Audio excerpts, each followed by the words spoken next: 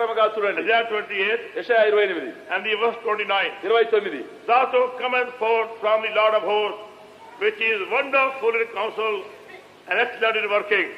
జనులు సైన్యములకు అధిపతి యెహోవా చేత దాన్ని నేర్చుకొందురు. ఆశ్చర్యమైన ఆలోచన శక్తియు అధిక బుద్ధియు అనుగ్రహించువాడు ఆయనే. He is my wonderful counselor ఆయనే నా ఆశ్చర్యమైన ఆలోచనకర్త, and excellent in working. ఆయన అధికమైన బుద్ధి జరిగించువాడు. He is the only one who can give you the proper advice. ఆయన ఒకడు సరి అయిన సలహా ఇచ్చేవాడు. All of us make a mistake in that way. మనం అందరం ఆ విషయంలో తప్పు చేస్తాం. Before we get the proper advice, larger style, we go to neighbors, friends, strangers, relations, uncle, auntie. ప్రభు అయిన యేసుక్రీస్తు యొద్ద నుండి సరి అయినటువంటి చక్కని సలహా మనము తీసుకొనక ముందు మనము స్నేహితులు, బంధువులు, చిన్నాయనలు, పెదమ్మలు, బంధువులు, స్నేహితుల దగ్గరికి వెళ్తాం. Some depend on wealthy uncle for the advice. కొందరేమో సలహా కావాలంటే భాగ్యవంతులైన చిన్నాయన పెదనాయనల దగ్గరికి పోతారు. Some depend on neighbor for the advice. లేకపోతే పొరుగు వారి సలహా They కావాలిపోతారు. are given wrong counsel. వారు తప్పు సలహా ఇచ్చేస్తారు, They make mistakes. తప్పు చేసేస్తారు. Lord, this is my wonderful counselor. ప్రభువే నాకు చాలా ఆశ్చర్యకరమైన సలహాదారుడు. I can go to him for any matter, any question, any problem, howsoever complicated. ఏ విషయమునకైనా, ఏ సంగతి కొరకైనా, ఏ సమస్య కొరకైనా, ఏ ప్రశ్న కొరకైనా ఆయన నా యొక్క ఆశ్చర్యమైన సలహాకర్త.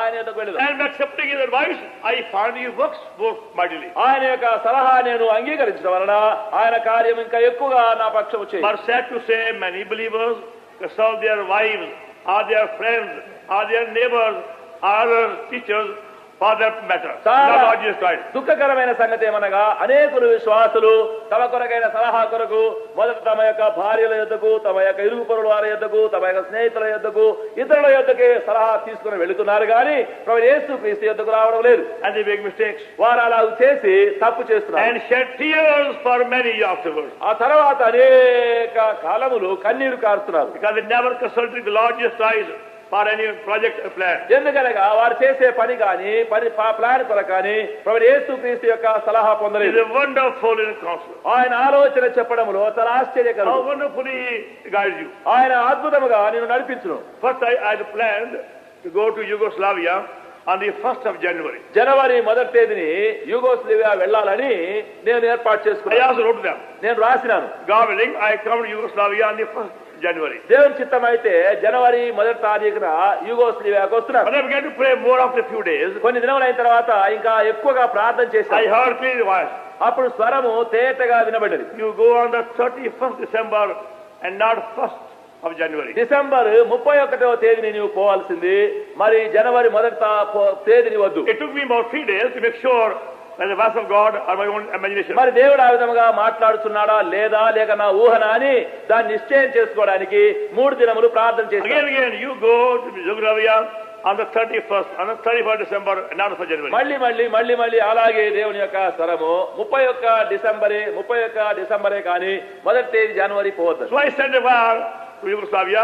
God willing, I come on the 31st. అప్పుడు నేను యూగోస్లావియాకు తంతి పంపించినాను. 31 డిసెంబర్కి వస్తానని And రాశాను. also I had to cut short my stay one day in Switzerland to do so.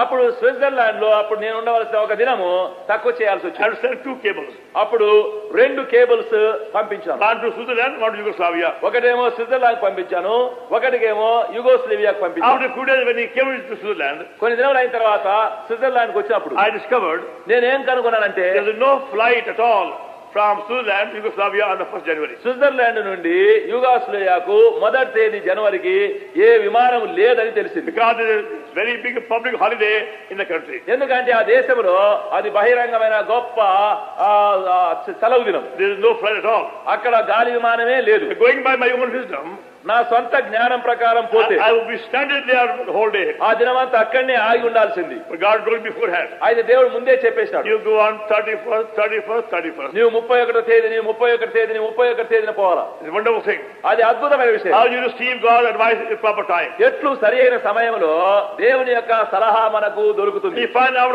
everything is so perfect. అప్పుడు అన్ని సంగతులు పరిపూర్ణంగా కనబడుతున్నాయి. Wonderful in counsel, excellent in working. ఆశ్చర్యకరమైన ఆలోచనకర్త, అధిక బుద్ధి అనుగ్రహించి